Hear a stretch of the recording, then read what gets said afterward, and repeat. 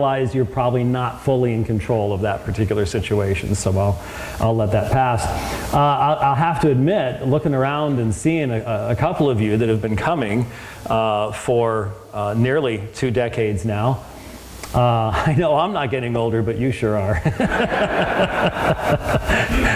Actually, I am obviously getting older as well, so it is interesting to see that. But lots of new faces, lots of young folks here as well, and so it's always exciting to be here. I wonder, real quickly, how many of you have ever heard of or listened to a little program called The Dividing Line? Anybody here? Okay, yeah, all right. Well, that tells me I have to come up with new stuff. So can't just repeat the old stuff if 90% of the audience has been listening to you on The Dividing Line. And even seen this particular sweater before, too. That's a bit of a bummer, too. But yes, I actually do wear them in real life, and you can actually walk into places and not get laughed at, so it's very good. Reformed theology, now it's really interesting, I'll be honest with you, when we talked about this, when I compare how I would approach this subject now with how I approached it when I first came here, things there have been a lot of developments. It's not that theology has changed. It's just that there's a lot of things have changed in our ecclesiastical situation. We just had the 500th anniversary of the Reformation just a matter of weeks ago. And certainly I've changed in the sense that traveling around the world has given me, I really did not start doing overseas travel until 2005. So when I first started coming here, I had a pretty much American-oriented perspective on things. And getting the opportunity to go to Ukraine fairly regularly, the United Kingdom fairly regularly, and especially South Africa, New Zealand, Australia, places like that, does give you a little bit more of a perspective of what things look like outside the United States. And I think that's very, very helpful. But even with all of that, I'd like to think that as you age, as you grow older, that hopefully your insight will increase and you'll be able to draw upon more experience and study to be more balanced in your presentations. And so I want to try to sort of, when we first did this, we focused primarily just upon the issues of the 5 points and things like that. I want to be a little broader than that this time around, especially in light of the Reformation and the fact that Ken over here said he wanted to see some pictures from Wittenberg. So we just throw that all together, and if Ken wants to see it, then we need to see it. That's just all there is to it. He has ways of bugging you to no end if you don't go the direction he wants you to go. So I don't want to have that happening. He has my phone number, so I could get text message to death if I didn't do that. So, but it does fit in with where I wanted to go. On the screen, you can see I can dress up once in a while. And most of you recognize where this came from. I'll admit it's somewhat of a bucket list experience for most people, I would say, to have had that opportunity. I'm hoping that the video, a nice 4K video that was taken, will be posted within the next couple of weeks of the sermon that I preached there, because I felt it was really relevant. I basically asked the question, what has changed since the events that took place October 31st, 1517, outside the door of this particular church. This is the Castle Church in Wittenberg. And you do climb up quite a distance to that particular spot. In fact, I think I can show you here. Yeah, here we go. There, you can see the stairs going up there, and yes, I was mortally afraid of tripping and falling. That would have been really a brilliant experience to have that happening. But it is interesting. You know, I am elevated a little bit here, but not nearly like that. You're up there a good distance, and of course, there were multiple reasons for that. One of which was acoustic, and we did have a little a very little buzz once in a while in the audio feed. And right at the base of where I am is Luther's tomb. Melanchthon is over on the other side, and Luther's on this side, right underneath the pulpit there. And I joked later on that the buzz was from Luther spinning in his grave since a Baptist was preaching from his pulpit. So it was making a little friction down there as he was not happy about that. I would like to think, however, having entered into his rest, that he would not have quite the same prejudices that he once had when it came to Baptists. But so there you have the Castle Church in Wittenberg, and the sermon was basically about why is it that things have changed so much. I told a story about the fact that when Luther was at the Wartburg Castle, and yes, I do have the Wartburg Castle here as well. I'll pull it up here real quick. When Luther was at the Wartburg hiding from the powers that be, and here's a good shot of the Wartburg Castle where he did the translation of the New Testament into German. While he was away, the cats were playing in Wittenberg, and the Reformation was moving forward at breakneck speed, and under the leadership of Andreas Karlstadt. And Karlstadt announced that on New Year's Day he was going to give the Mass to the people in both elements, both kinds, because a couple hundred years earlier the wine had been withdrawn from the people, and he was going to give both the bread and the wine to all the participants, and he was not going to wear clerical clothes. He was going to be dressed as a normal German. And Duke Frederick heard about this, and he said, "You're not going to do that on New Year's Eve." And so, being the faithful citizen, Andreas Karlstadt said, "As you wish." So he did it on Christmas Eve. And so what happened is you have in that building, in that room that we were looking at before, you had all these people rushing in, and when the supper was, I guess I went the wrong direction. There we go. So there you see the room. When the supper was given, there was a great rush to the front. And some people were scandalized because it wasn't done decently and in order, but you had all these people, German peasants, who wanted to partake of both elements of the supper. So much so that the place was packed. And I basically asked the question, what has changed? Why did they care? How many people today would care in the least about receiving the supper in both kinds? How many people, even in most of our churches, could care less about even receiving the Lord's Supper?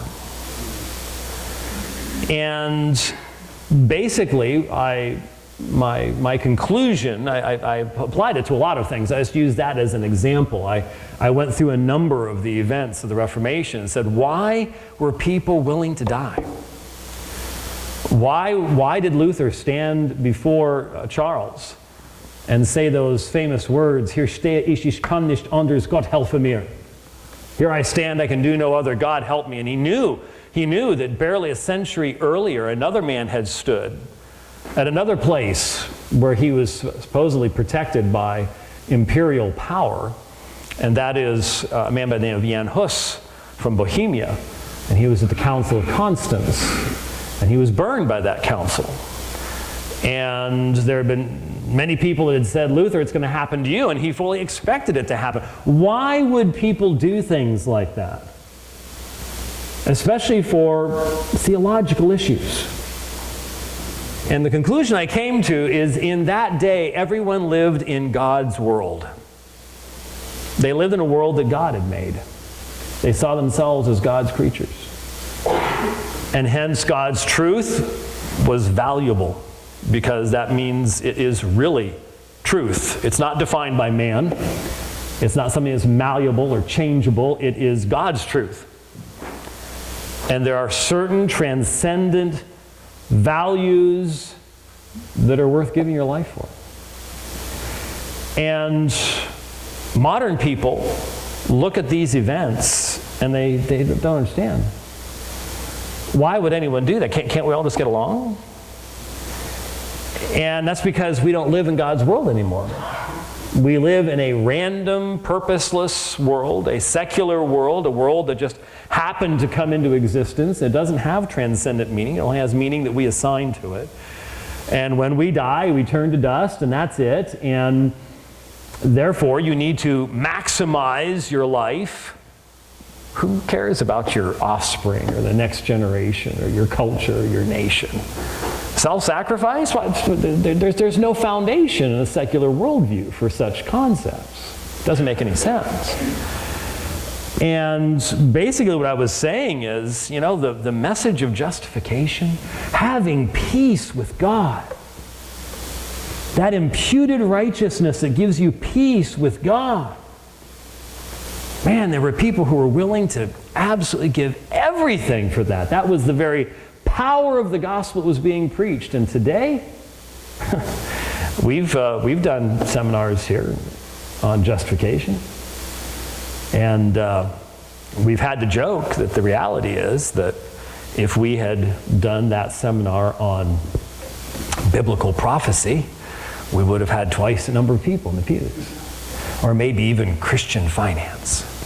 There's nothing wrong with studying prophecy or even stewardship in a proper fashion, don't get me wrong.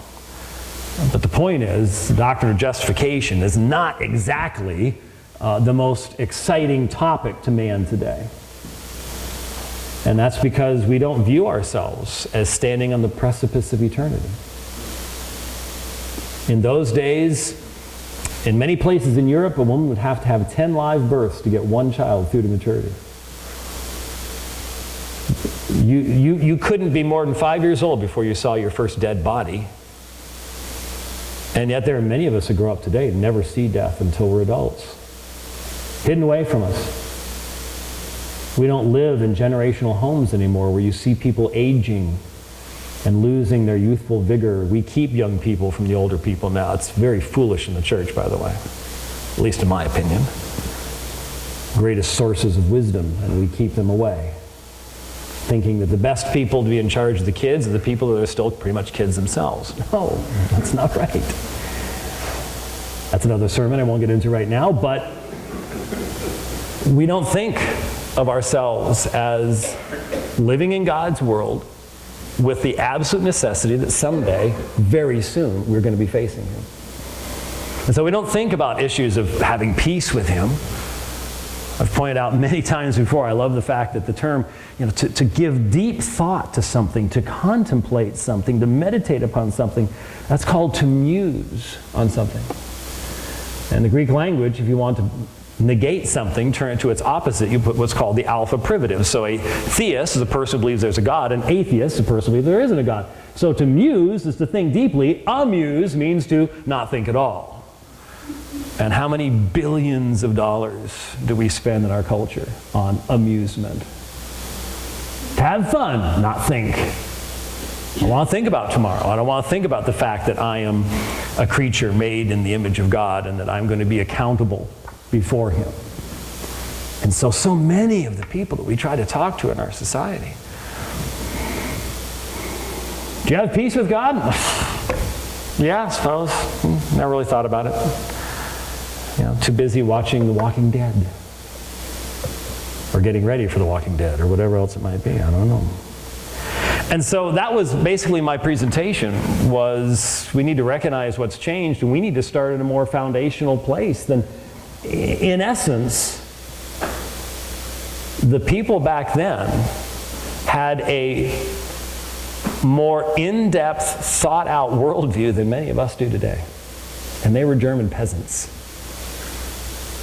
We may have lots of technology. That does not make us superior to those people. I can guarantee you their attention span was 10 times ours. I mean, we do the squirrel thing all the time. And every one of you that's checked Facebook since I started speaking knows exactly what I'm talking about. So that was basically what I referred to there. And look, I don't have any problem with the fact that we all stood outside the Castle Church door and we took our picture. Oh, there it is. See, there's our group. Now, if you see the picture of the Ligonier group, they had 200 people, 4 or 5 buses, and we had 1 bus. I'm not Ligonier. But we had a blast, and we had a great group, and we grew together as a group, and we had a lot of fun. There's the Castle Church. That's not, believe me, there were no pictures of Luther underneath a cross in the days of Luther. And I hope everyone, I'm sure everybody in here recognizes that Luther did not walk up that door to try to start a protest. He was simply posting 95 theses for debate. As a professor at the University of Wittenberg, he wanted to get another university to debate these issues. He wasn't, all those pictures of him standing there, with the hammer in his hand, all the rest of that stuff. This road would have been a dirt road back then. And if some poor German farmer was going by with his mule to take some things to market, the day that Father Martin walked up to that door and nailed those 95 theses to it, along with all the other stuff that was nailed to it, because it was sort of the community bulletin board, he would have walked by and never given it a second thought. There wasn't anything unusual about it at all. But it's a convenient date to use. We could use other dates. We could use, hey, if we want to do another 500 anniversary, let's go to 15, we could make some money doing this now that we're thinking about it, because you've got the Heidelberg Disputation next year, and then you've got I would say probably the big one's going to be the Diet of Worms. I mean, we can all dress up and learn to say, "Hier stehe ich, ich kann nicht anders, Gott helfe mir." I can teach y'all to do that, and we can have a good old time doing 500-year anniversaries for quite some time, right past my lifespan, anyways. Right into the days of John Calvin if we wanted to. But yeah, so there's, I don't think there's anything wrong in taking selfies or pictures outside the Castle Church in Wittenberg and all the rest of that stuff, as long as we have an accurate knowledge. But here's one of the problems I have. When we talk about Reformed theology, it's funny. Our Lutheran friends go, excuse us, but he was around before Zwingli was, and he was around before Calvin was. But you all have hijacked that term Reformed. And yeah, there are disagreements and there are arguments about exactly what you mean when you're talking about reformational theology versus Reformed theology. And things have happened since that time period that have defined things in a particular way. I get all of that. But one of the things that did concern me is in the run-up to October 31st, and I hope that most of us aren't sitting around going, boy, I'm glad that's over. We can forget about that for another 500 years. I'm hoping most of us like, okay, there was the beginning. Now let's be looking at these things as they developed, and let's remain focused and make this a positive thing. And over the next really decades, there's going to be lots of developments and things that happened. We get out to 2030, which is not that long from now, believe it or not. Given how fast this year went by for me, that's like right around the corner. 2029, 2030, you've got Augsburg, you've got all sorts of things that the Marburg Colloquy in 2029, the 500th anniversary of that. That's going to be give us all sorts of reasons to be thinking about what might have happened and issues along those lines. But what I've been concerned about is that there's sort of been a bit of sloganeering going on. And what I did with our group, the tour guides told me, who are Christian people, the tour guides told me that nobody else had done with their group. And that was the very first night. We met for a dinner in Berlin, because these folks have got it figured out really well. And by the way, we're planning on doing the rest of the Reformation next year. So we're looking at Zurich and Geneva and Strasbourg. So we'll do Martin Bucer, John Calvin, Ulrich Zwingli, and it'll be lots of fun. So keep an eye out for that, because I'm going to tell you something. This was the most fun I ever had on a trip. It really, really was. It was incredible. And the folks who put it together know what they're doing. And so what they do is, instead of having you going from place to place to place every day, so you're always packing, unpacking, packing, and packing, we only stayed at 3 different places. We stayed in Berlin, we stayed in Weimar, and then we stayed in Frankfurt. And then we would take the bus each day to the various locations that would be best reached from those places. So you only had to pack up three times instead of 7 times, which is a lot easier. Anyway, when we were in Berlin the first night, I said, now look, I understand that none of the men that we're going to be studying would have extended to me the right hand of fellowship. Minimally, Luther would have had me expelled from Wittenberg. Eventually. Now, at first, that was not his attitude. Even when men came into town, he wasn't there at the time, he was at Wartburg Castle, but there were men who came into Wittenberg called the Zwickau prophets. And at first, Luther was like, well, we need to hear these men out. I don't want to see governmental force being used against them. That was the initial response. Didn't last long. Didn't last long. That was the Luther of 1520, 21, 22. By the mid-1520s, especially late 1520s, they are to be expelled, and eventually even the death penalty itself could be used against them. Certainly that was the case with Zwingli. Next year when we go to Zurich, I've taught in Zurich before. You can only teach there a brief period of time because it's so expensive. Oh my goodness, it's ridiculous. 1 out of every 4 people you walk by on the street in Zurich doesn't just own property of $1 million or more.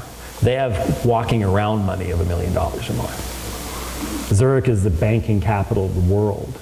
And so everything there is minimally twice what it costs here, normally 3 to 4 times what it costs here, including McDonald's. I mean, everything. It's just ridiculously expensive. That's why we only stay in Zurich one night. Because, I mean, Motel 6 is about $400 a night there. Okay, just to give you an idea. It's just ridiculous, because that's what happens. But anyway, I've been to Zurich, and I've walked over the bridge where they would give the Anabaptists their 3rd baptism. The men who came to the conclusion that baptism from the perspective of the New Testament was to be done in a certain way and you're to be a believer, well, they had been baptized as infants, and then they were, from their perspective, anabaptized, rebaptized as adults. And so they were given their 3rd baptism, which means they were executed by drowning. They would be tied and would be plunged into the river there off that bridge there in Zurich and given their 3rd baptism, which was a way of mocking their theology. So Luther, Zwingli, and Calvin probably wouldn't have had me burned because I'm a Trinitarian, but I would have been banished from Geneva. And I said, you know, I know this. And I said, one of the key issues in coming to understand church history is learning to appreciate what God did in the lives of men who would not have liked me and with whom I would have fundamental disagreements. If you can never get there, don't bother reading church history, because you're not going to have a whole lot of fun, because guess what? Church history is not filled with mirror images of you. Well, I got done with that lecture, and the folks talked to me afterwards. The tour guides, the folks with Sovereign, and they said, no one else has talked about that. And I'm like, huh? I mean, they have brought some of the biggest names in church history over there. No one else ever said anything like that. And like, they said it later, right? They didn't talk about, you know, the other part of the Reformation, you know, the fact these were human beings and that we would have disagreements and that they probably wouldn't have looked exactly like you and me, and that I'm just like, come on. And my concern is we end up with a cartoonish view of the Reformation and a cartoonish view of the Reformers. I want to, you know, I've always said, let people in church history be the people they were. interpret them in their context, judge them by the standards that they had in that day, not by ours today. I don't want to be judged by someone's standards 200 years from now. Be fair, recognize that none of us have everything figured out. All those things I think are absolutely necessary to handling church history aright.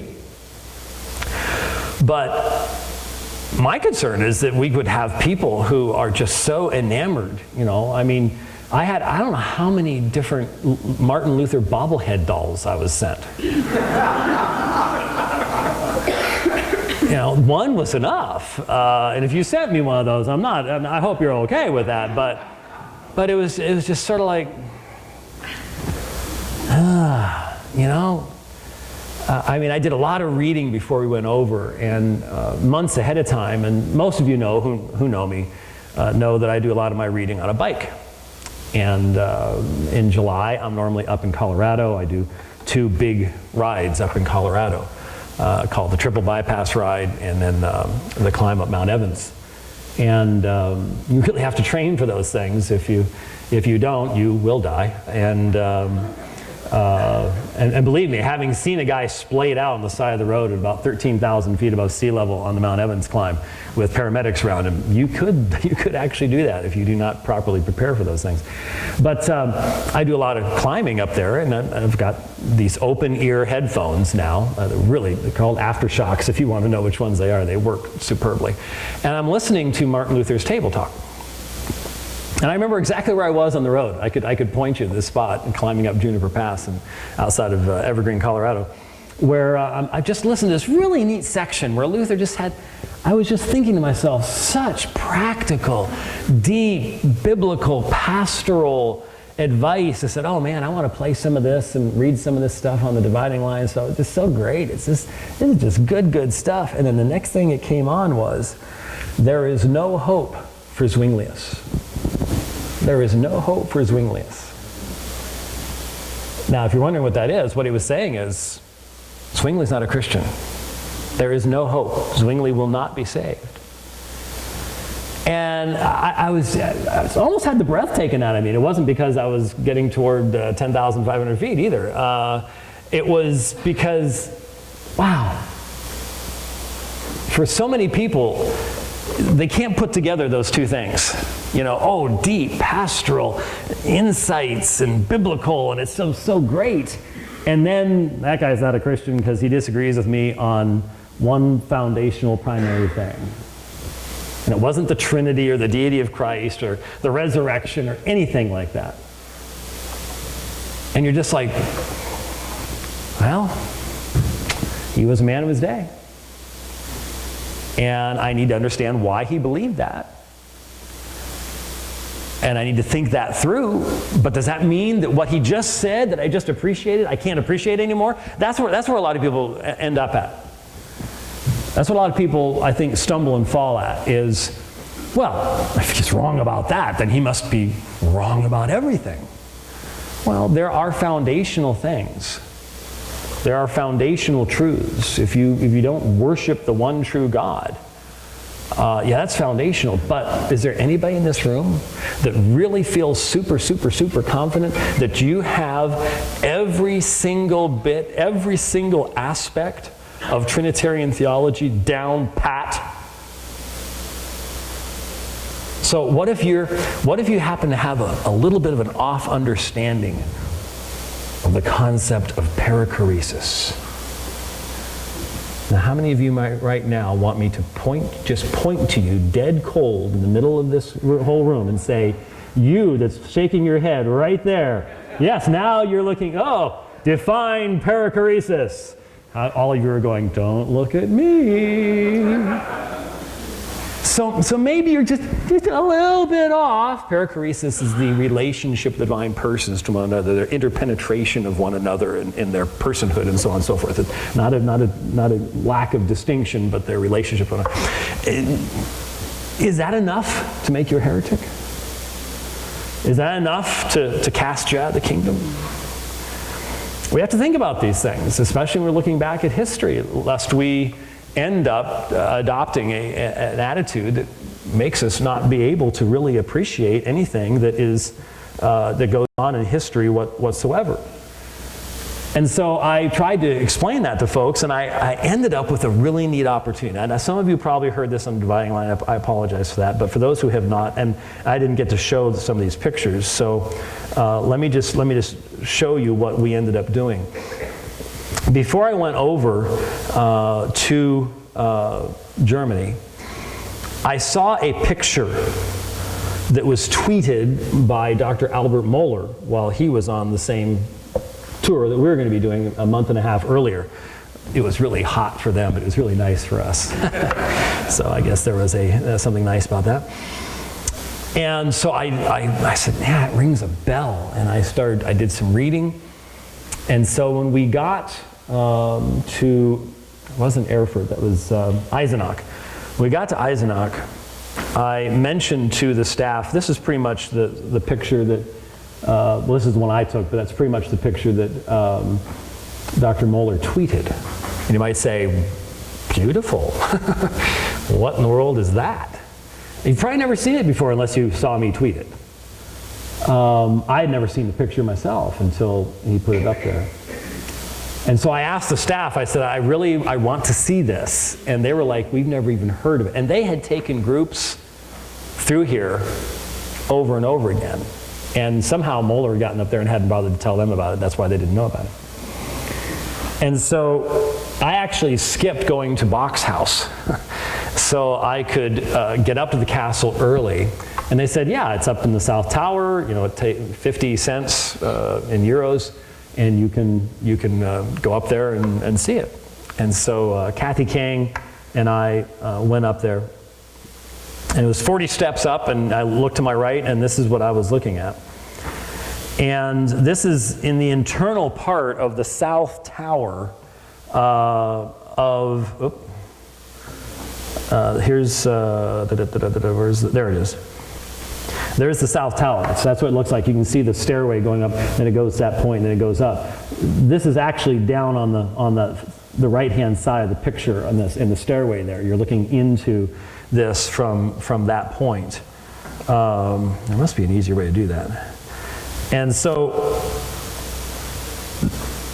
we went up there, and what you do is you look down this, so you can sort of see what it looks like. You can see the grate there on the floor. And here's what it looks like when you look down. It's about 35 feet down. And what you're looking at is the interior of the South Tower. And they've put a light down there, so otherwise you wouldn't have any idea what in the world you were looking at. And you can just make out in the picture, down at the bottom, there's like a seat type, you can just barely make out. This is a dungeon. And what you're looking at is called the terror hole. And you know why it would be the terror hole? Because there are no windows, there were no lights, there's no way out. That's a thick wall. It's meant to survive bombardment from the outside. It's a thick, fortified wall. There's no place to go. And you would be tied up and lowered by rope 35 feet down into that cell. And so the entrance there was called the terror hole. Now, why in the world was I looking specifically for this? Well,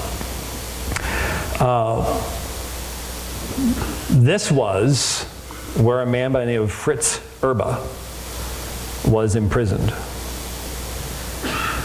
And Fritz Erbe was, and I don't like the term because it's so broad and it ties together people who had sometimes almost no similarities to one another other than just a particular view of baptism. But he was an Anabaptist. He was arrested in the early 1530s. So in other words, he was arrested about 11 years after Luther left, because this is at the Wartburg Castle. So when there you sort of see another angle of it here. So we went ahead and went up to the top. And so this is from the top of the South Tower looking toward the North Tower. And so Luther's room, where he translated the New Testament, is just on the far side of that tower. So you're only talking what, 150, 200 meters at most? It was Europe, so it's meters. Sorry about that. It's not a long distance whatsoever. And so, barely a little over a decade later, in now what's called a Lutheran land, Fritz Erbe is arrested. And why is he arrested? Because he refused to have his child baptized. And at first, he was imprisoned in Eisenach, the town down below the Wartburg castle.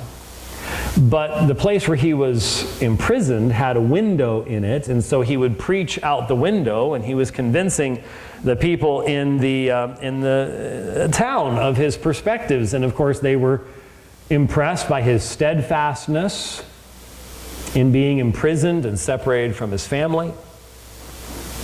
And so in 1541, he was brought up to the Wartburg castle, and he was lowered down through that hole.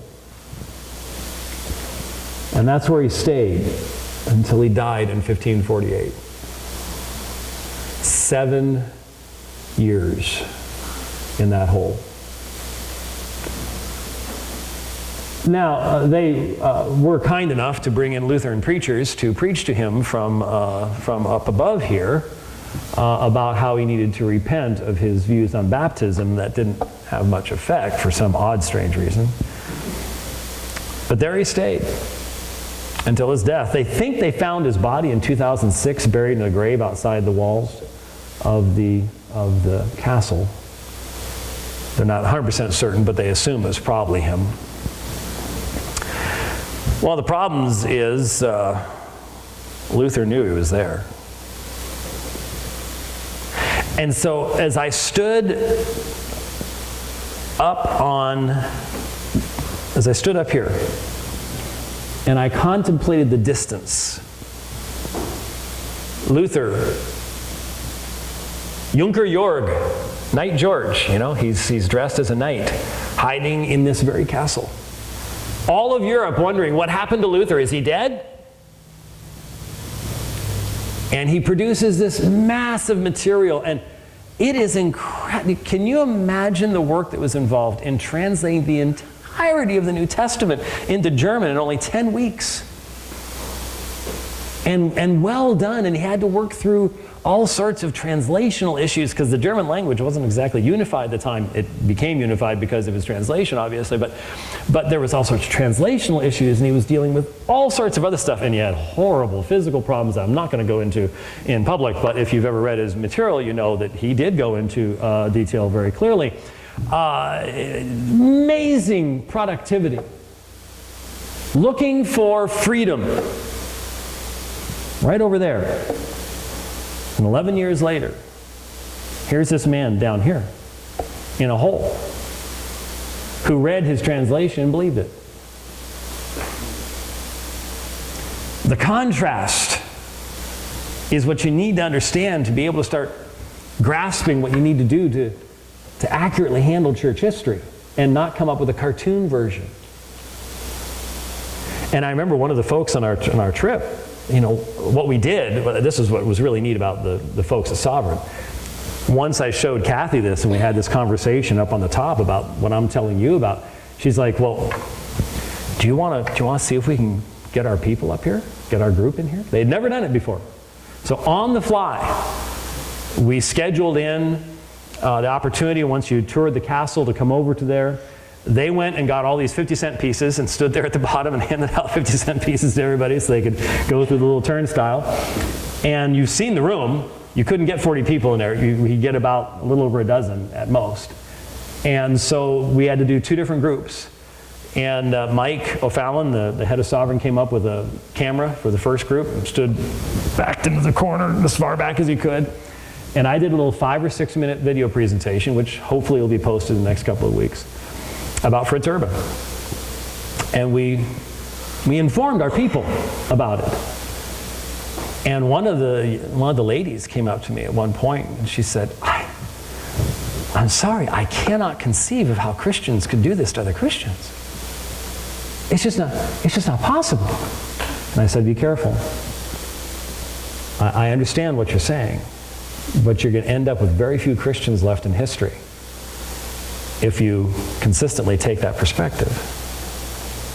Because what bound the reformers together is that they were magisterial reformers. They were sacralists. They believed in a state church. That's all they had known for 1,000 years. And even though each one of them in their own ways played with the idea of a free church, things happened in each one of their lives that convinced them that just simply was no longer a possibility. And so the idea of having different churches in the same area that believed different things was considered an absolute scandal. It can't be done.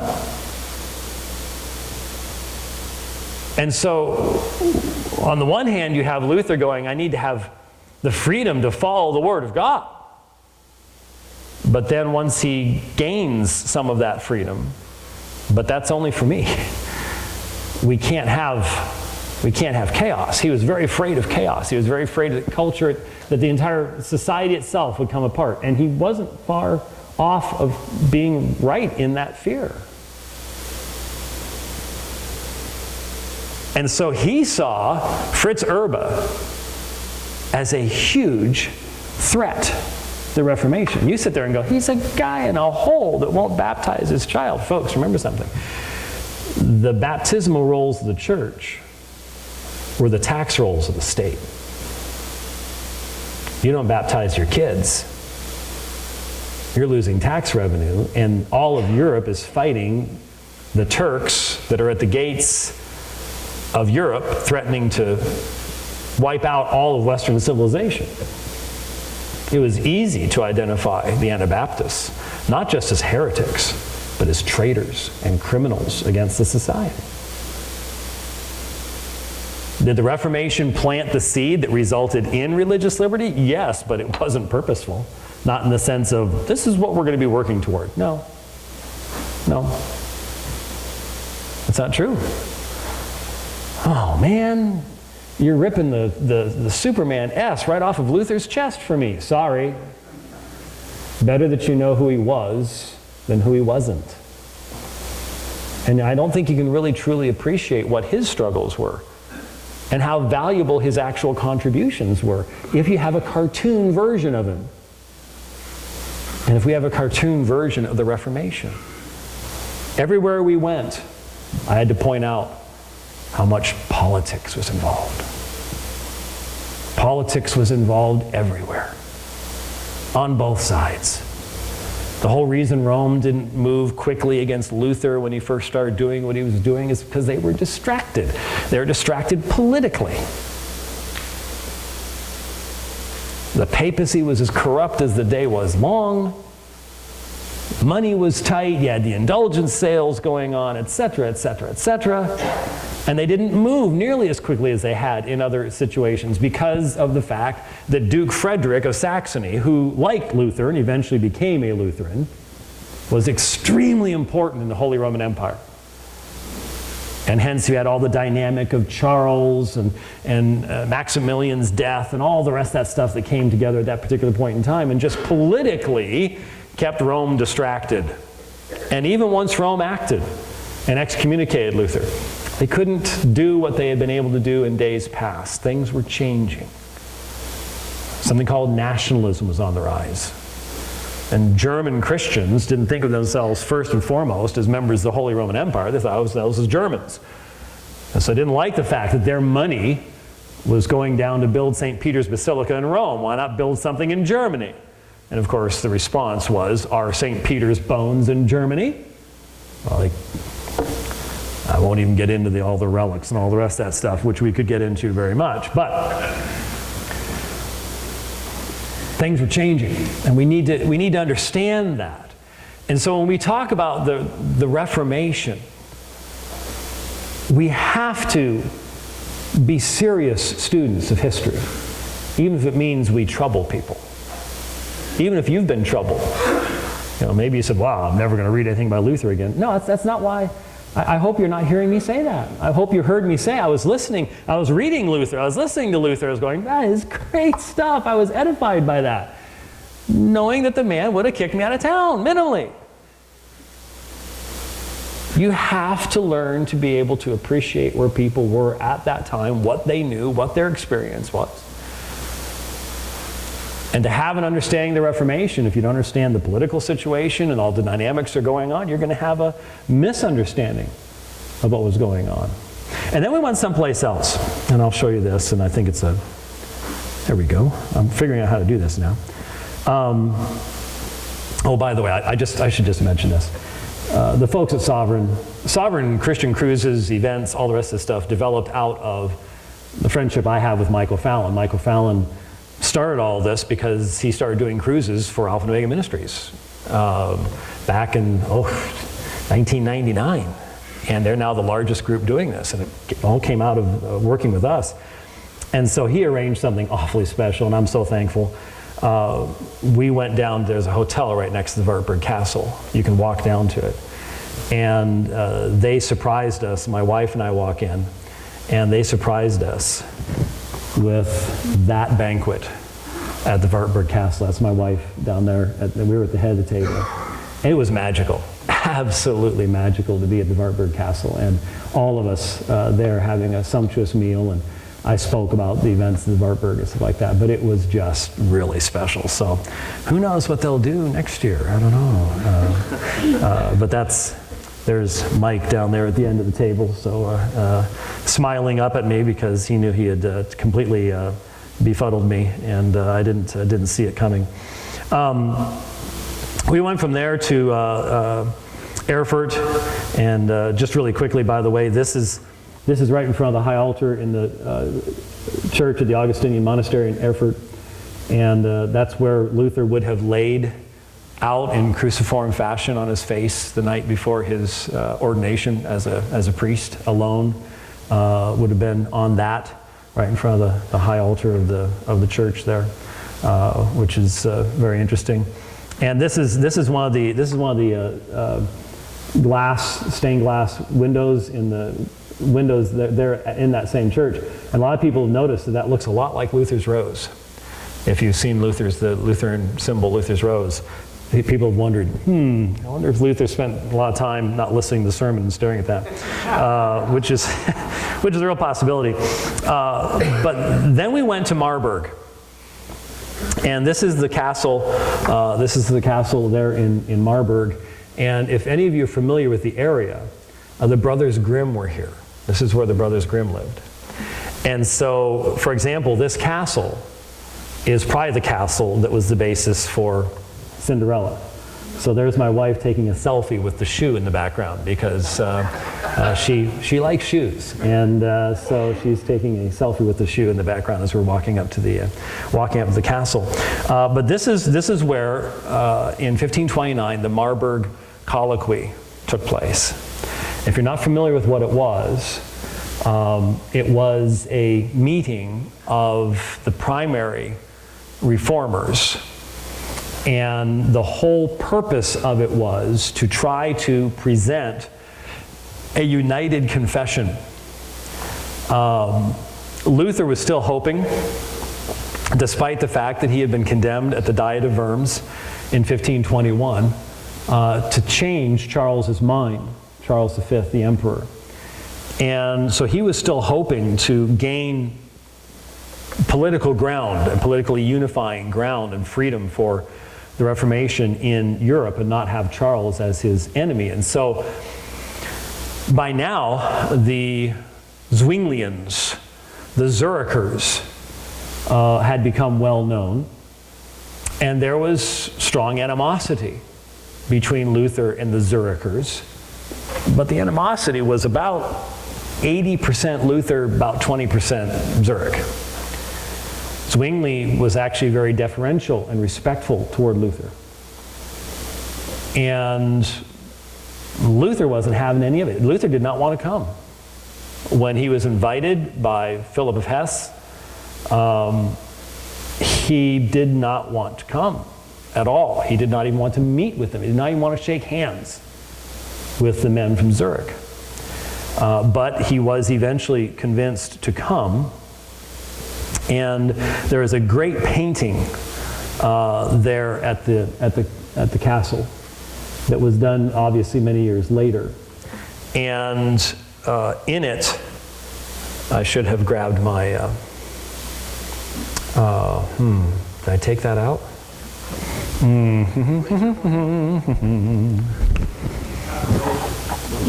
Oh yes, of course. But I actually don't think I have my uber super cool laser. I think I only have a little wimpy laser. Sorry about that. I now have some lasers that I'd have to pass out glasses to all of you before I activate it, lest you all go blind. Yeah, this will work. So here you've got Philip of Hesse, and here you've got Philip Melanchthon, and this is Martin Bucer, and this is Oecolampadius over here. But the main people to see are right here. And here's Zwingli, and here's Luther. And the artist studied long and hard on this. And in fact, come on. I took a blow up, so it's a little bit easier to see here. Melanchthon looks like, oh please. Can I go home now? I mean, that really is the look on his face. It's like, oh, I don't want to be here. And honestly, if he had not been there, I think there would have been a united statement that could have been derived. I think Melanchthon could have worked it out. He's a young man. He was made professor of Greek at Wittenberg at 21. He was brilliant. Read the classics like most of us read the newspaper. And he was a brilliant, brilliant man, but somewhat shy and retiring. He wasn't the bombastic man that Luther was by any stretch of the imagination. Martin Bucer from Strasbourg, another he and Melanchthon were very much alike. Very peaceable, irenic, ecumenical in a good sense. And you can see them reasoning together. Bucer had first heard Luther at the disputation at the Augustinian monastery in 1518, and had become convinced of his perspectives at that time, but since then had been convinced of Zwingli's perspectives, specifically on the issue of the Lord's Supper. And this was the issue that was separating Luther and the Zwinglians. They wrote up 15 points. 15 points. They agreed on 14 and a half of them. But they could not get the 15th. And a lot of people say, see, failure!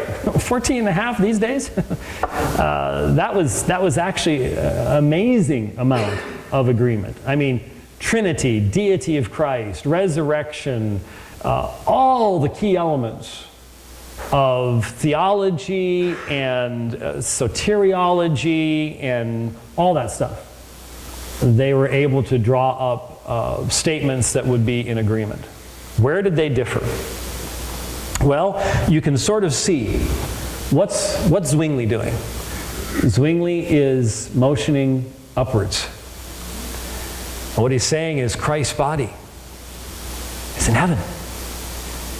He has ascended. And he pointed out, Augustine taught, and Augustine did, by the way, that the church is deprived of the physical body of Christ until his second coming. He's in heaven. And so the supper represents, it is not bringing Jesus down from heaven and putting him on the altar. Well, Luther by this time had abandoned and repudiated the concept of transubstantiation. He recognized that had been dogmatized in 1215. He recognized it, and so he wasn't promoting transubstantiation. But you'll notice what he's doing here. And I zoomed in on it so we could get a good picture of it. You have to turn it upside down, but if you read Greek, Now there's different stories, obviously. When I was in seminary, my church history professor said that he had drawn on the table, which he pretty much right, but this was a tablecloth, basically. Others said that he etched it into the wood. But he wrote on the table in some fashion, and it shows the piece of chalk over here. Esti is, this is my body. And so when you go back and look at the two of them together, Zwingli is pointing to heaven. He's in heaven. Luther's saying, is, hocus corpus meum, this is my body. And when you read the documentation, Zwingli is deferential, respectful, humble, willing to listen to the other side. You don't come away in this instance with a really, really high exalted view of Luther. And some of it's political. Because you have to ask yourself the question, if Luther was, and there seems to be good evidence that he was, if Luther was still cherishing hopes of getting Charles V to support the Reformation, it may have been political reasons that kept him from hearing the argumentation being presented by Butzer, by Zwingli, by Oecolampadius. I think Melanchthon heard it. I think Melanchthon heard it, but Luther would not. Luther would not. And basically they get to the last day, and what Luther says, remember what he said in his table talk? There is no hope for Zwinglius. Basically you get to the last day, and Luther says, in their presence, you are of a different spirit. You are of a different spirit. Now, this is only 7 years since his time at the Wartburg. 8 since he stood before Charles. 8 years. Lots changed in 8 years. And it's really easy to just go, well, I'm never going to bother reading anything by Luther again, and no. But where you really get the insight is to ask yourself the question, what forces created this stance that he's taking here that we, from our nice, safe perspective, where no one's trying to kill us, at least for the same reasons, we can look back at that and go, come on, Brother Martin, listen to what's being said, because most of the reports of the meeting would indicate that Zwingli presented very strong argumentation biblically and from early church sources as well. And Luther just remained absolutely adamant in his argumentation.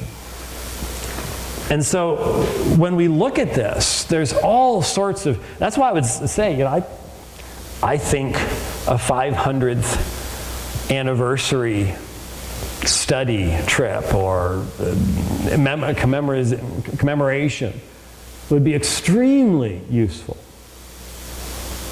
Because these are all men who were functioning or claiming to function on the basis of sola scriptura. And our Roman Catholic friends say, see, can't work. And whenever I hear that, I go, yeah, okay, so you've been to Boston College recently. You have any idea what's being taught at most of your there is 1,000 times more unity between these guys and what you've got in the magisterium of the church today. Especially with your current pope, who is really way out there.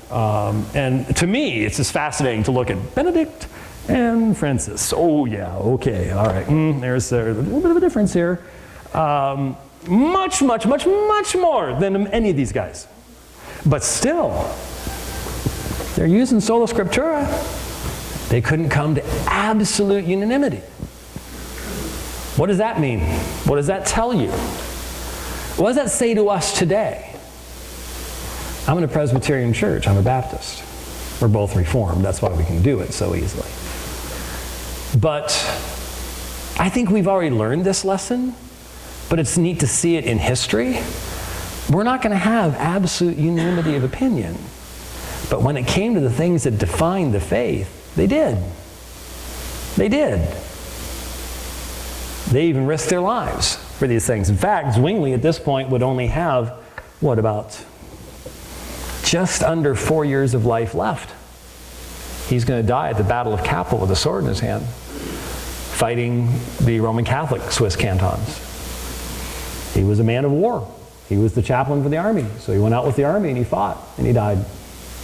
And they dismembered his body and sought to treat him horribly in the process. But and by the way, here's the room where Luther did the translation of the New Testament. This is a little bit better shot of it there. You can see him dressed as Knight George, Junker Jorg. And you weren't supposed to take pictures in there, so you wonder how I got those. My wife did it. Just thought I'd mention it. It said, no pictures, please. I looked down, she's going. So later on, I'm like, hey, dear, could you send those to me? So there's Luther's room there. I'll never be allowed in the Wartburg Castle again if y'all put this on YouTube. But anyway, so these are some of the things that we thought about as we went there. And of course, here's I got to tell you about this. Until about a year and a half, 2 years ago, if you wanted to stand where Luther stood at the Diet of Worms, you had to go into this open field and you had to kick leaves out of the way to find the one little plaque on the ground that said this is where Luther stood, because the meeting with the emperor took place in the bishop's palace. And the bishop's palace was burned in warfare. And it's really easy for me to remember what year it was burned in. 1689. And only a few of you are chuckling. The rest of you are going, hopefully he'll fill us in on the funny part here in a second. Only the Reformed Baptists in the room are chuckling, because our confession of faith, London Baptist Confession of Faith, is called the 1689 London Baptist Confession of Faith. I want to say right now here publicly, the Reformed Baptists had nothing to do with burning the bishop's palace in Worms. Okay, so please do not blame us for any of that.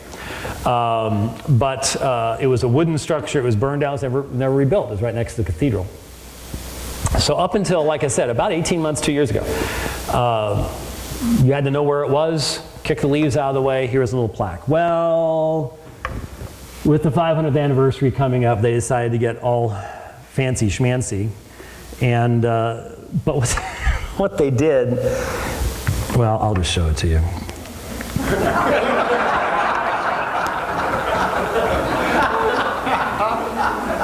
Actual size? I sure hope not. Man alive. Yeah, those are shack size shoes, so you can stick your feet in it. But you can stand where Luther stood in those goofy looking shoes.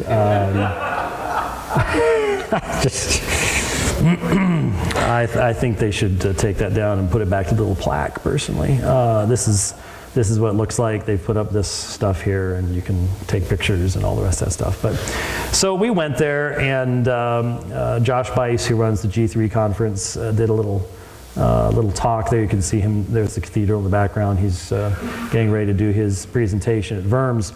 And then just across the street, basically, you have this incredible memorial to the reformers, and there's statues of, Luther's in the center, but you've got pretty much everybody who was in that first generation that was important at all in this memorial right across the way. And it's really sad that for the vast majority of citizens in Europe today have no earthly idea who any of these people were, what their relevance was. Nothing at all. It's just passed by. That's a lot of European a lot of European situation. I got a chance to talk a little bit about that there in Worms. So what's the point in all this? Well, I will tell you a real quick story. Our bus driver for the whole week, we knew he was from Turkey, but there are a lot of secular people in Turkey, so wasn't sure until toward the end of the week, and found out that he was in fact a Muslim, and we had been very kind to him. And so the last day I skipped the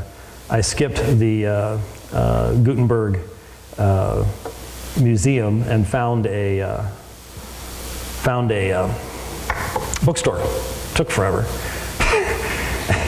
And if you want to know how secular Germany is, I walk in and I ask for a Luther Bible, and they just stared at me. Had no idea what I was talking about. And, you know, maybe the religion section, maybe. They weren't even sure where it was. I mean, thankfully I eventually was able to find a decent Bible, but even the people in the bookstore, I guess people still buy Bibles in Germany, but not in places like that. And so that's me giving him a Bible, and it was interesting because he says, "But Dr. White, I'm a Muslim." And I said, I know you're a Muslim, but the Quran says in Surah 5 that the Torah was sent down to Moses and the Injil was sent down to Jesus. And he says, "Yeah, but we don't believe that that's the same Injil." And I says, "But you know I've done some debates on that." And he grinned. He says, "Yeah, I'm going to be listening to him." And we couldn't go overly in depth because I was speaking to him in German. He speaks German far better than English, so my vocabulary was limited at that point. But you might pray for him because we're hoping we gave a real good testimony. So, what does all that mean? Make some application here. I've become really concerned, honestly, especially of late, but over the past number of years.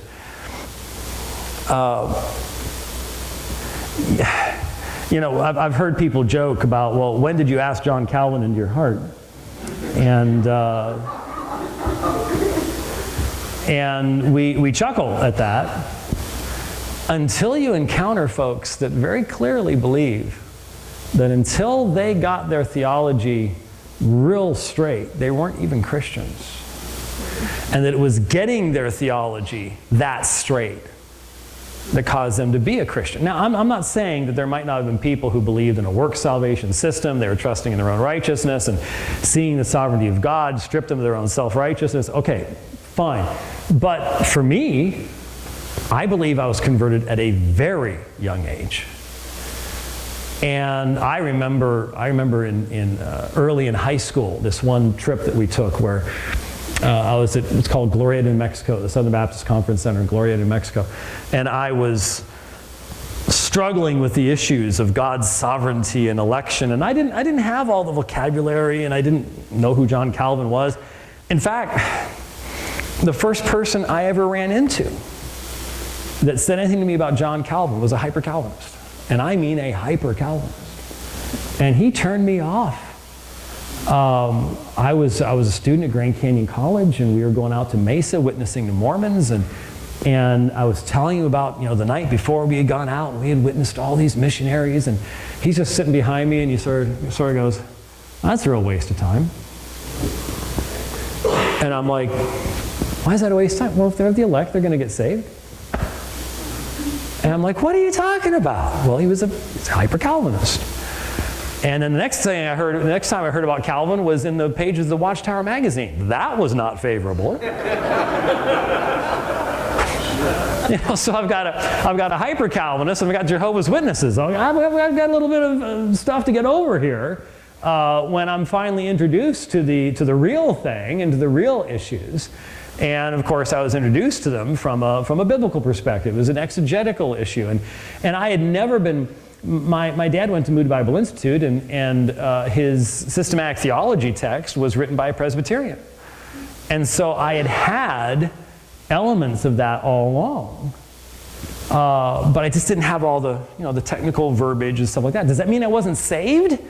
until I got the technical stuff together? I don't believe that for a second.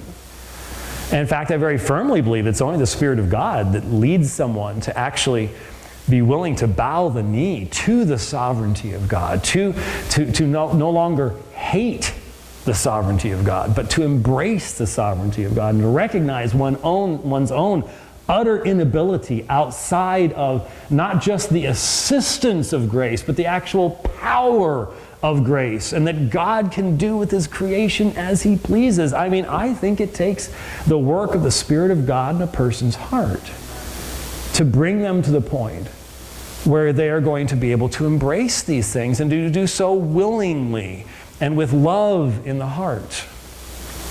And so I'm really concerned when I encounter folks who basically make theological perfectionism the standard of the gospel itself. Now, we all know that everybody has to deal with the issue of what is essential, what's definitional, what is, we all have our concentric circles, okay? This is absolutely definitional. This next circle, extremely important.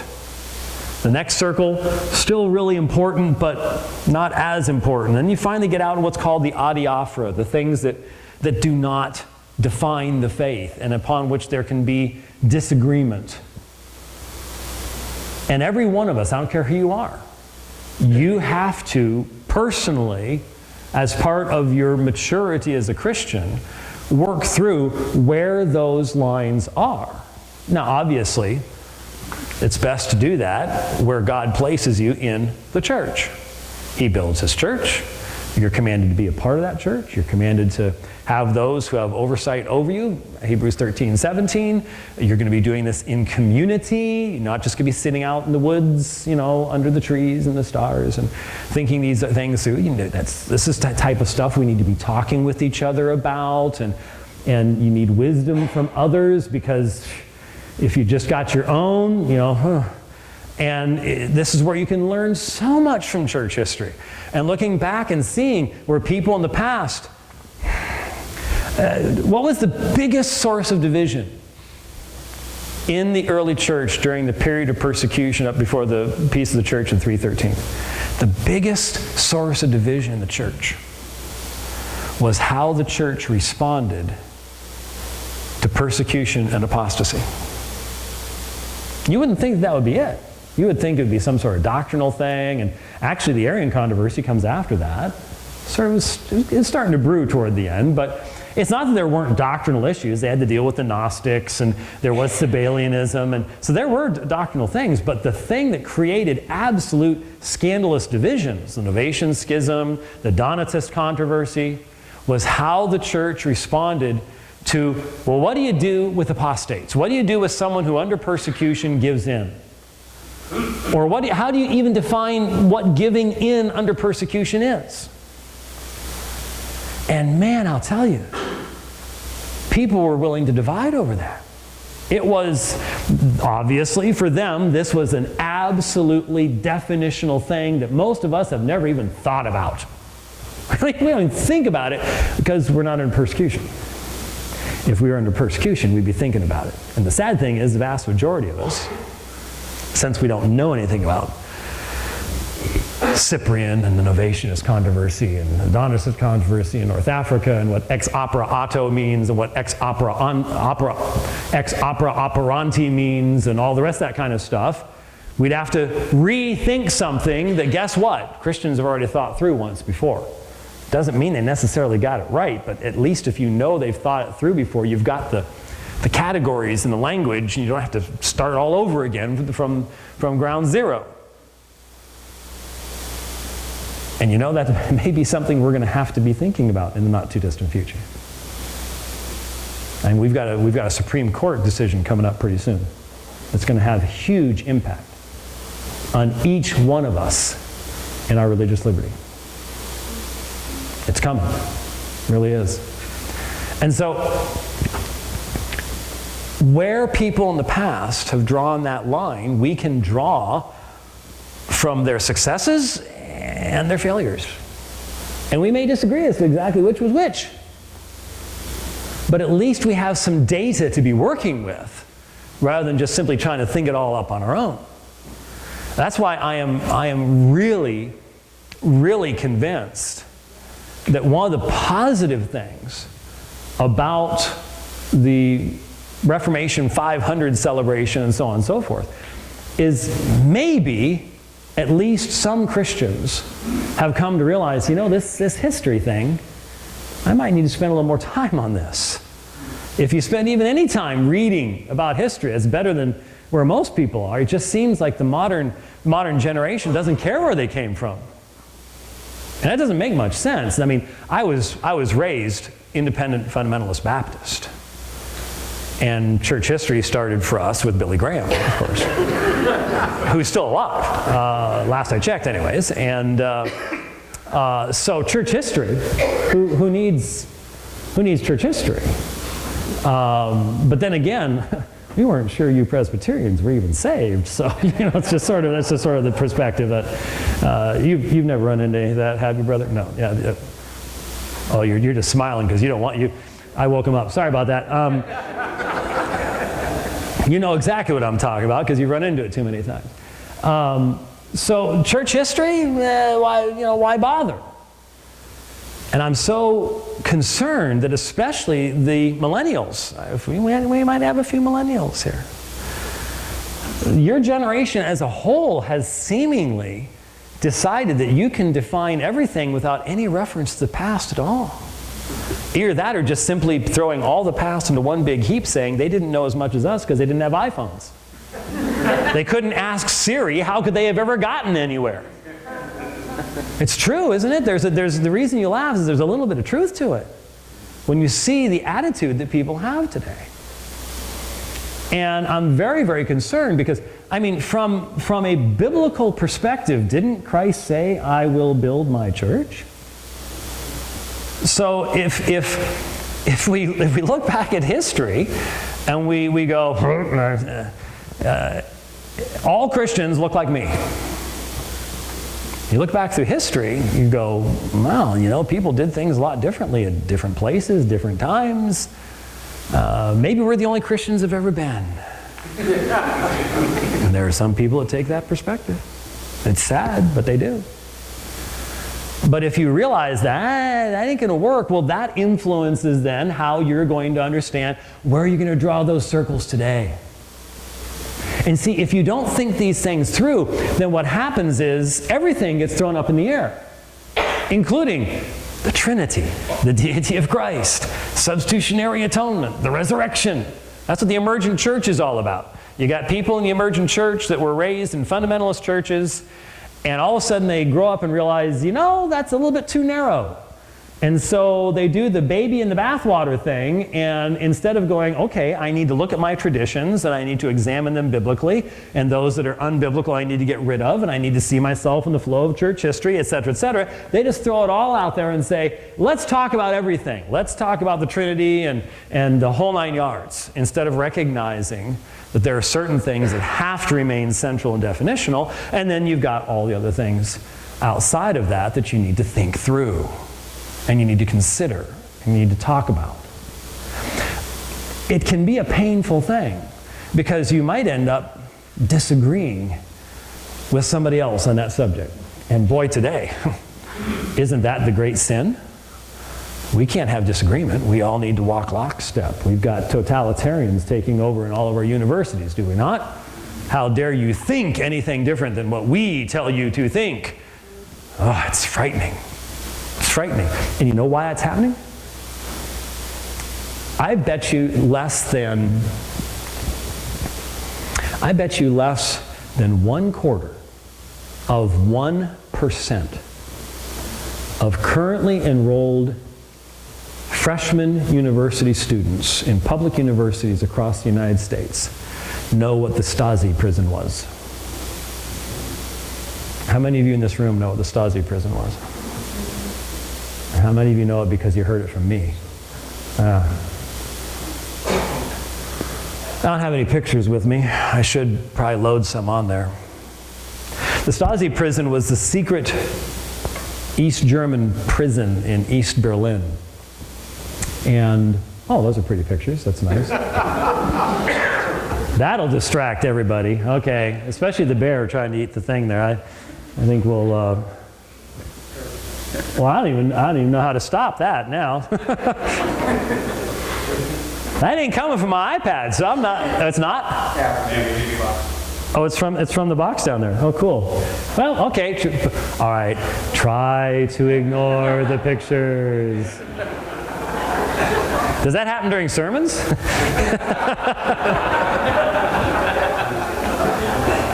Van's sitting there going, hey, I've got an idea now, huh? We'll make this work. Oh, that's great. Thanks a lot. Everybody's, okay, you all can just forget I'm up here now. Not even the sweater helps. Don't look at the pictures. Even I want to look at the pictures. Okay. Let me see here. Zoom. Oh, that didn't work that way. Maybe if I reconnected to it, it would Apple TV. That's nice and boring. Okay. I can't have much in the way of competition now. I really can't. So what were we talking about? We were talking about history. The Stasi prison. Boy, some of you are still awake. If you would disappear in the middle of the night in the 1960s, 70s, 80s in East Germany, you almost always ended up at the Stasi prison. Most of the people that went there were never heard from again. If you were accused of anything, if you were suspected of not thinking the way you were supposed to think, you'd go to the Stasi prison, and you would be put in solitary confinement. And they built the whole place. There are even traffic lights in the hallways, so that when you were taken out of your cell to go meet with your counselor, which is the only person you ever saw, you saw that person and your guard. They'd have traffic lights so you would never even get to see another prisoner. So it would make sure that, because even that moment of human contact could undo months of torture that they were doing to you by depriving you of any type of human contact. It was meant to break you mentally. It was meant to break you down, to destroy you.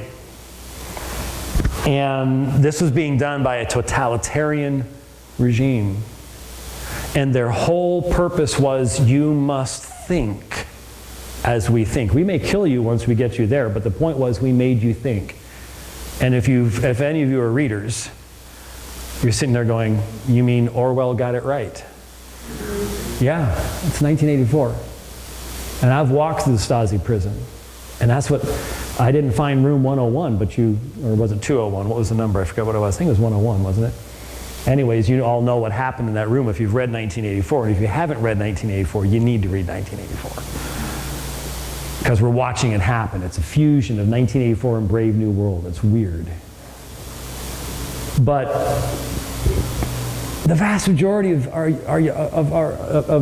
people today in the United States, that prison's doors were busted open, and everybody was let out, and the guards just walked away to try to find another job in '89.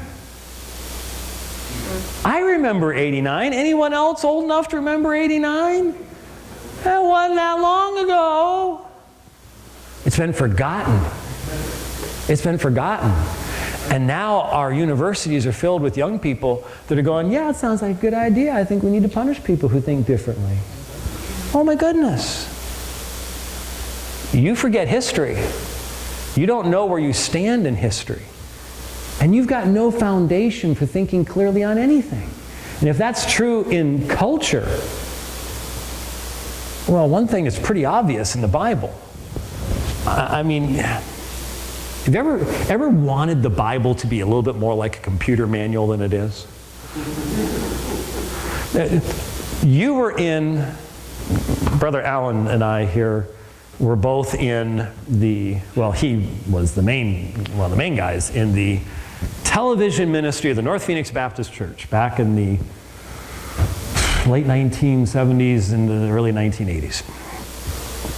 And He did all the engineering stuff, and I was just a lowly cameraman. But for a while, we had a Bible study up for the television guys up in there. And I distinctly remember a Bible study where there was some concern expressed by the fact that when we looked in the concordance, we couldn't find the word Trinity. I remember that.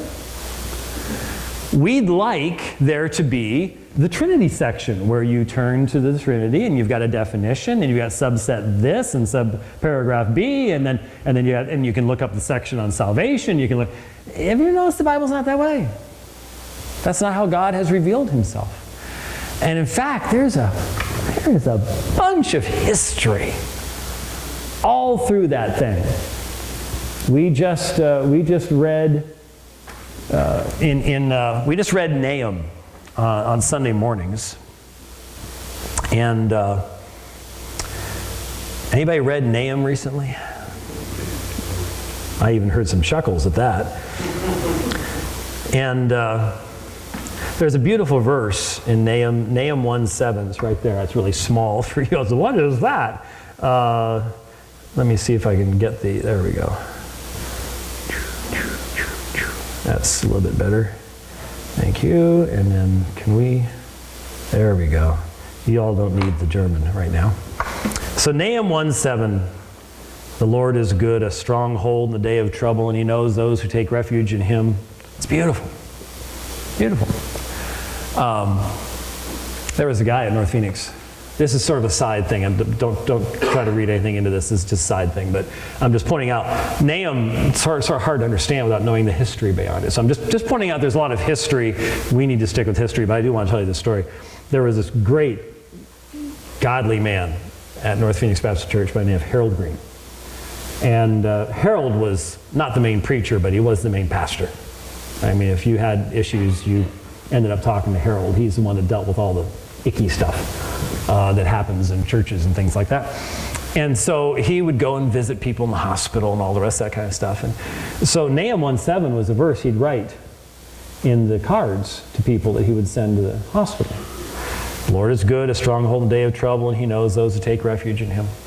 Well, one day an elderly lady who had been in the hospital came up to Pastor Green. She had gotten better. She came back to church, and she came up to Pastor Green and said, Harold was always had a smile on his face, and he would say, "How you doing?" And he'd always remember your name. Man, I don't know how he did that. I could never do that. But, "How you doing? Good to see you back." "Oh, I'm doing good, Pastor Green, but I got to ask a question. I'm a little troubled."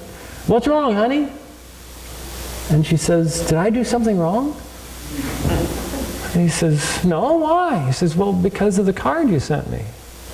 It had a Bible verse in it." "Yeah, Nahum 1:7. "No, that's not what you wrote." "Well, what did I write?" This is a lesson. Always check your references. He wrote Nahum 2:7, which says, "It is fixed. She is stripped. She is carried away, and her handmaids are moaning like the sound of doves beating on their breasts."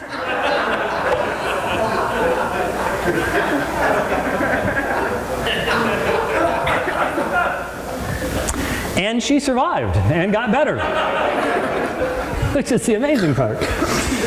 But one little number off can have a huge impact on folks. But notice the very next verse after that. "Though Nineveh was like a pool of water throughout her days, now they are fleeing, stop, and no one turns back." What's the point? It's all history. It's all history. It's all rooted in history. The prophets are talking about history. You've got all the books of history. The faith has been revealed as a historical reality. And it doesn't stop with Acts chapter 28. I mean, the Acts 29 acronym was a pretty smart idea. I wish I had thought of it. But we're in Acts 29. We're in that continuation.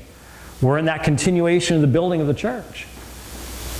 And I think it just shows a major amount of arrogance on our part.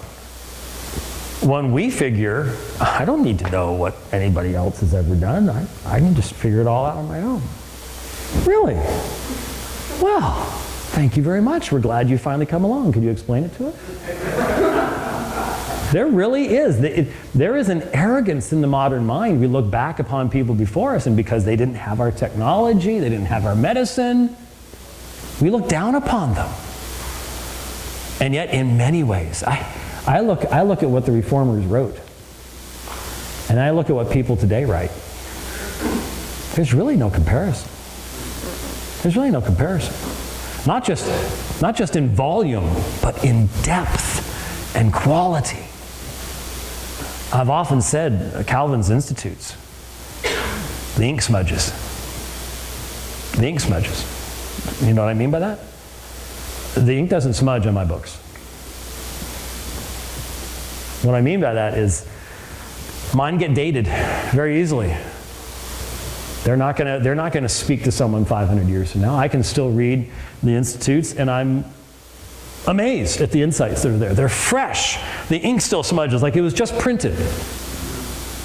Very few writers like that today. Spurgeon, of course, as a preacher, was that way. Just an amazing wordsmith. But we don't have a lot of people that can even begin to measure up. So when we look back upon these earlier generations, we better do so with some humility and some thankfulness. It completely changes our attitude, and it may make us go, there's a lot of stuff we waste our time with. Y'all heard about the death last week of David Cassidy, right? I'm old enough to remember the Partridge Family. I still think I see that bus once in a while going down the road. And y'all heard about his last words, right? A couple of you did. The very last words he said to his daughter: so much wasted time. Last words, so much wasted time. Man, there's an insight there. I look at myself. A lot of people look at me, you're so disciplined, you get so much done. Oh man, so much wasted time. So many things that we do. What's going to be the eternal value? And how much more could we get if we were drawing upon the wisdom of those who've come before us, in whom we confess dwelt the very Spirit of God? Unless we don't really believe the Spirit of God dwelt in them, then of course then you've got a different issue, right? So why do we even look back? Why do we talk about Reformation theology? Why do we talk about, we'll be talking about, for example, the material and formal principles of the Reformation.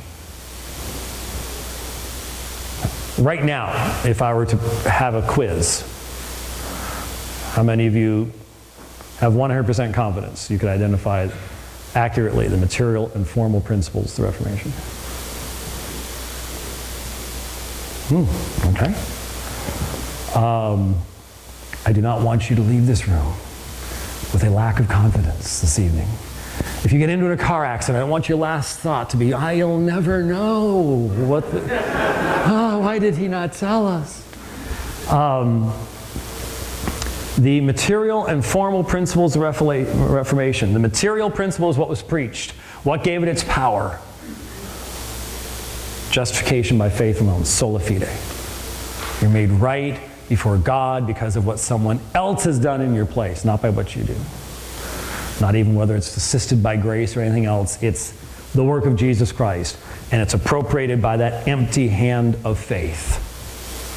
You put anything in there, you put merit, you put anything in there that controls God's grace, that's not the hand of faith that grasps the hand of God's grace. That's the material principle. The formal principle, what gave form to it, came second. It didn't come first. The material principle came first. The first light that broke through Luther's darkness was that insight from Paul. But then he's challenged. Not so much on that, but on some of the issues surrounding that, some of the implications of that, by a brilliant, brilliant guy by the name of Johann Eck.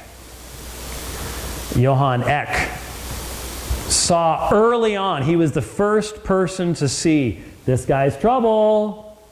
And he's tried warning Rome over and over again, this guy's trouble. And it was him who at the disputation at Heidelberg, Leipzig, at the Leipzig disputation, forced Luther to recognize what the foundation had to be. He accused him of being a Hussite, and he was. He was a follower of Jan Hus, he just didn't know it. And Hus had been burned at the Council of Constance. And this forced Luther to think through, what's the foundation? What gives rise to all of this? And so the formal principle of the Reformation, sola scriptura. Scripture is the sole infallible rule of faith for the church. It is theopneustos, it is God-breathed. There's nothing else like it. The church does not possess any other theopneustos revelation at all. Nothing. And therefore it is of singular authority and unique authority. Nothing else can be added to it. It does not mean you do not have subordinate authorities, doesn't mean you don't have confessions of faith, all the rest of that stuff, but there's only one thing that's theopneustos, and that's Scripture. So that was the formal and material principles. Why should we know that? Is it even still relevant today? There are a lot of people asking the question, is the Reformation still relevant today? Is it over? What's happened in 500 years? When you think about some of the key issues, when you think about the first written debate of the Reformation, it wasn't about the Pope, it wasn't about purgatory, it wasn't about indulgences, it wasn't about the Mass, it's about the will of man. First written debate between Desiderius Erasmus, a Roman Catholic priest, Dutch humanist scholar, a critic of much of the corruption of the church in the day, especially the relic trade and things like that, all the simony and all the stuff that was going on, the buying and selling of the papacy and bishoprics and archbishoprics and all the rest of that stuff. He was a critic of all those things, but he remained within Roman Catholicism all of his days, and he was a Roman Catholic priest. And he wrote on the freedom of the will. And a year later, Luther comes out with his response called The Bondage of the Will. And in that book, he says to Erasmus, you of all of my critics have put your finger upon the heart of the matter, the hinge upon which it all turns. Luther recognized that was the key issue. And even at the end of his life, he identified only a few of his books that he felt would have lasting impact, and the primary one was The Bondage of the Will. What's happened since then? How many Lutherans believe what Luther wrote in The Bondage of the Will? Not many. Not many. How many of those who would technically be the children of the Reformation would agree with what Luther said in The Bondage of the Will? Not many. How many have any idea what he wrote about the bondage of the will, in The Bondage of the Will? Not many. And so is the Reformation irrelevant today? Is it over? Do we need to have a whole new one? These are all questions that we may not have ever pondered, but we need to be pondering them. Because what we need to recognize is we're entering into a period of unparalleled challenge in the Western world. Our brothers and sisters in the Muslim world have been under persecution for a long, long time. They all know about what it's like to be constricted down to a small area of culture. But we're losing our freedoms. And when you talk to the younger generation, they don't care about freedom of expression. The only people allowed to be free in their expression are people who agree with them. You've seen it. You've seen the interviews where you're just astounded at the hypocrisy, the lack of critical thought, and the totalitarianism. We will control what you say and think. You must celebrate what we celebrate. We will force you to do it. Well, what happens when the very proclamation of the gospel becomes identified as hate speech? What happens? What's going to happen is we're going to be constricted into a smaller and smaller portion of the spectrum of our culture. What that means is we're going to be pushed closer and closer together with one another. And it's been real easy, as long as we had all the freedom in the world, to just build our little kingdoms and have our idiosyncratic beliefs and things like that. And we don't have to, it doesn't get messy because we're not really forced to have to deal with other people. But when there's fewer and fewer of us, we've got to start thinking through what's definitional and what isn't. Because, well, I've said this many times. What happens when we are forced into the exact same cultural space with our Roman Catholic friends? We're already seeing it happen, right? The pro-life movement. A lot of people joined together. Common cause. A good cause. But then what do you do when you're put under pressure, as I was years and years ago, in that same movement? Well, if you're going to be a part of this, you can't be talking about that gospel stuff. You can't be talking about your conviction that there is a fundamental issue here in regards to the gospel. What do you do now? For a lot of people, they've decided it doesn't matter. We have what's called the Mere Christianity movement today. And I could name some big names that are part of the Mere Christianity movement. And as long as you believe in the Trinity, and as long as you believe in the death, burial, and resurrection of Jesus, that's pretty much it. But what about the gospel? No, we can lay that off to the side. That's adiaphora. That's areas of disagreement. As long as we've got the Trinity, crucifixion, resurrection. That's it. So we can all be one big happy family. And I go, and what's our message to the world?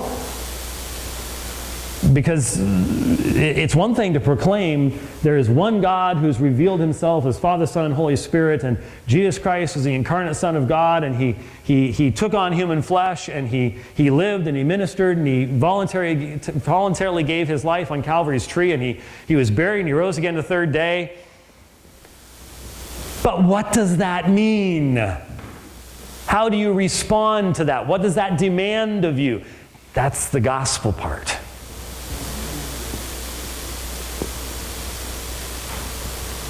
Now, I'll be straight up front with you.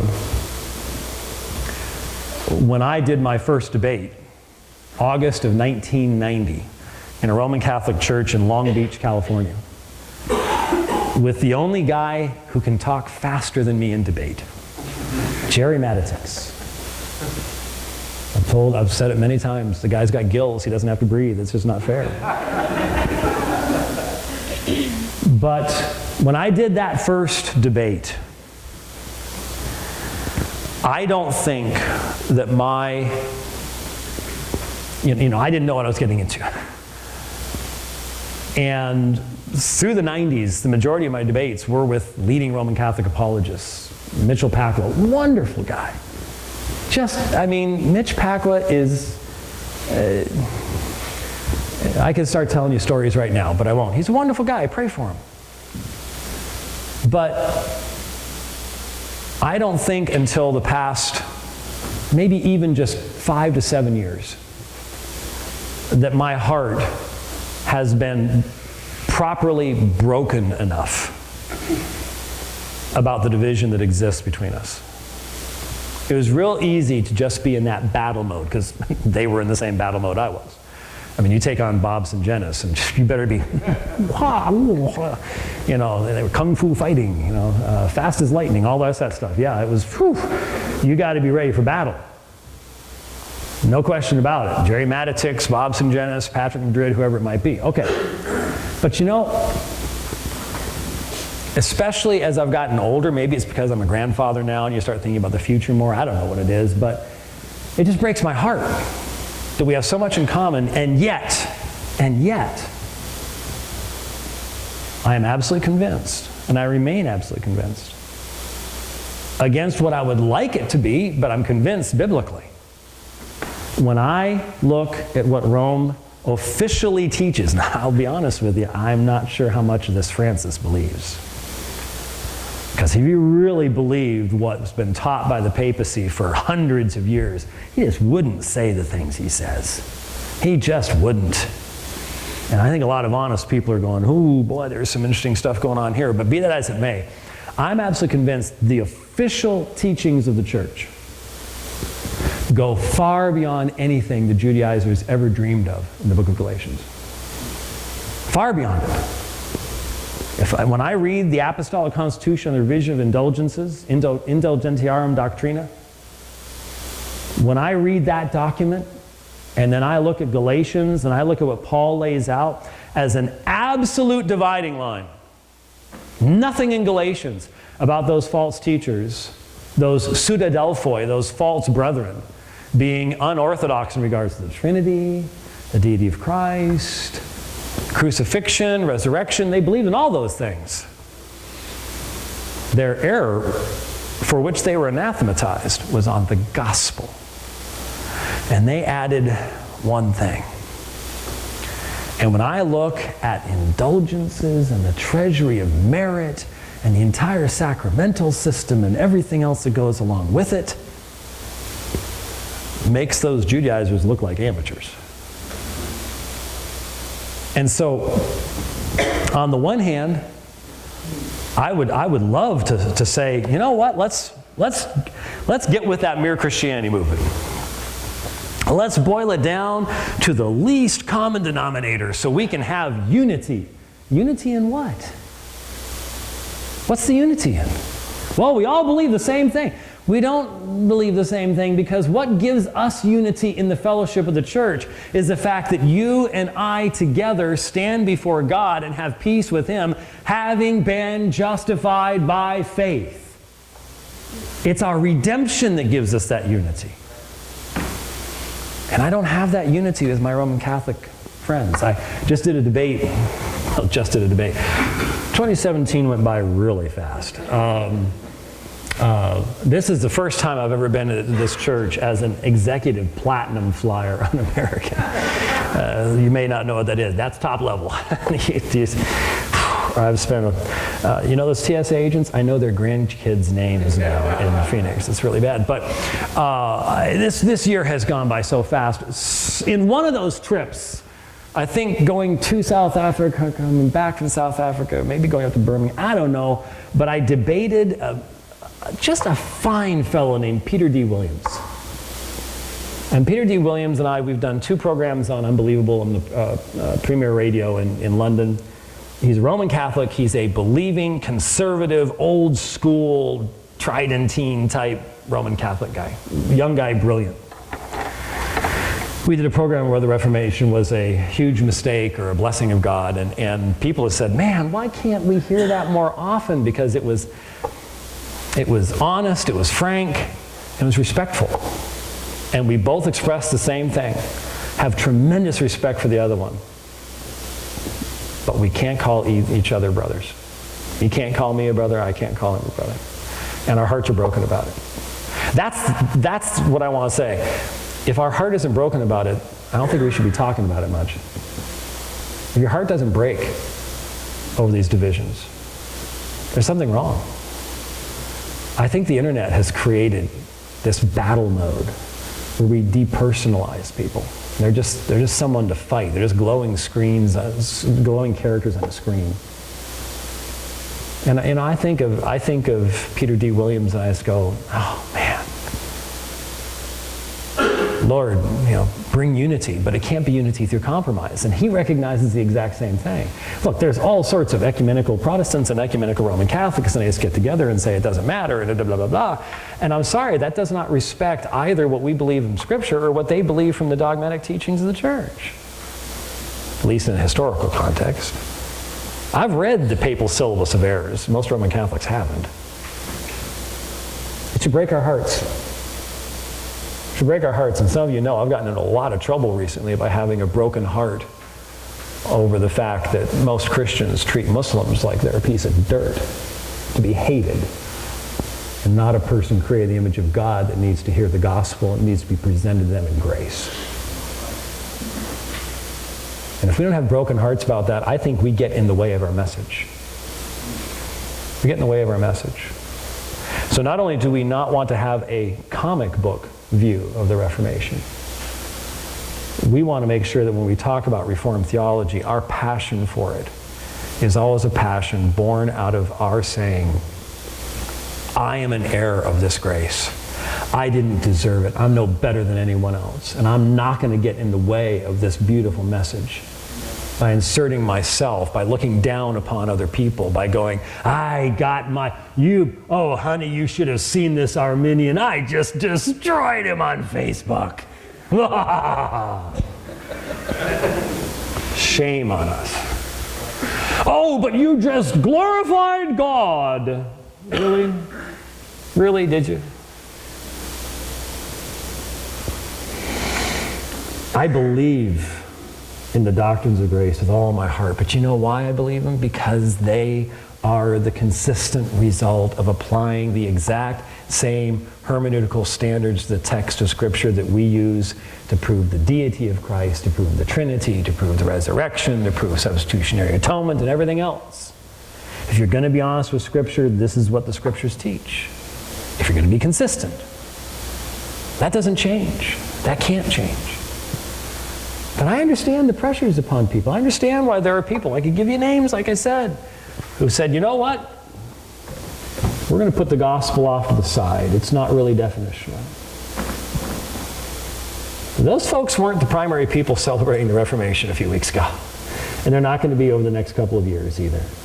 Because there's really no reason for them to celebrate it. It was a grand mistake. We could have avoided it. Sort of like looking at the Civil War, you know. I've done a lot of reading on the Civil War.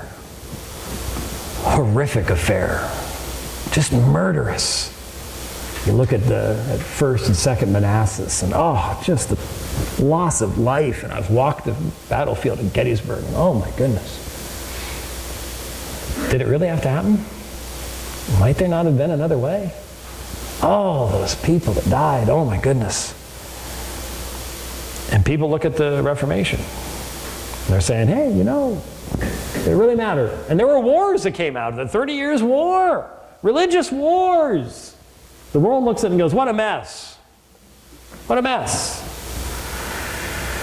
We've got to think about these things. It's been real easy for me to just go, okay, the 5 points of Calvinism, let's actually start with the sixth called the sovereignty of God, and we could have just launched right into it, and a lot of you would, red meat, great stuff. Well, there's a place for that, but I really, really think that there needs to be a foundation laid before we get too deep into the theology and the biblical texts and the proof texts and everything else. If we're going to present the doctrines of grace, we have to act and live and think like heirs of grace. Because when we are not gracious in our thoughts and in our approach to other people, we are a walking contradiction to what we're trying to present to them in the first place. And I think we get in the way of God's Spirit rather than being used by God's Spirit. That's a concern that I have. Maybe you share it with me, maybe you don't. I don't know. I went all the way to the end of our time. I apologize for that. However, as most of you know, we have a long day tomorrow. And I've noticed that we sort of rotate through people on Saturday. We get the Saturday morning people, and then we get the Saturday evening people. I don't know how many of you are going to be able to stick it out all day tomorrow, but we will be getting into those doctrines tomorrow. And then Sunday morning, as is our tradition, I will be preaching here at the church. I do Sunday school, but that's normally sometimes related, sometimes not related. So it's not like, well, if I don't, I've got to go to my own church, I'm going to miss the final conclusion and everything's going to, I'm never going to figure out what happened. It's sort of like, who shot JR? Well, I just dated myself there, huh? All the millennials are going, who did what? Never mind.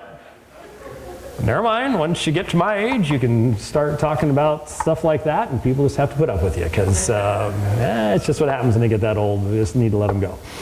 But we'll try to get the vast majority of that stuff done tomorrow. And so if you can make it, great. If I fully understand, if you can only do half the day or whatever, but unfortunately you're stuck with me for the whole day. So we will have opportunities for question and answer in the sessions tomorrow. Normally the first evening I end up preaching more than I probably should. And so tomorrow we'll have time for Q&A and a little more of the interactive type thing, okay? Let's close our time with a word of prayer. Our gracious Heavenly Father, we do thank you for the freedom that we have to gather this evening. We thank you that we have not been disturbed by violent men from outside. We know that that can happen. It has happened not that long ago here in our own nation. And Lord, we pray even now for the victims of that violence that took place only a matter of weeks ago. But Lord, we would ask that during this weekend you would cause us to think upon our ways, to think about what you've done in this world, to look at your scriptures, to believe your scriptures, to look back and critically analyze those who've come before us, and to be thankful for your work in their lives, to be willing to say, no, I think they missed there, but always by the standard of your word, and always examining ourselves as individuals, as a body today. It's influenced by what's around us, influenced by our own history, by our own ignorances as well. We thank you that we possess your word as we look at it more deeply tomorrow. We ask that you would bless that time. And Lord, that we would not simply gather together and reaffirm ourselves in a narrow perspective, but we would truly think through and be deepened in our faith and our appreciation. But especially, Lord, you'd make us a more gracious people. You'd make us a people who demonstrate that when we talk about your grace, we have experienced it and we want to see it extended in the lives of others as well. And so we thank you for this evening. We ask for traveling mercies. Bring us back together again safely tomorrow. We pray in Christ's name. Amen. Thank you very much for being here. Yes. 10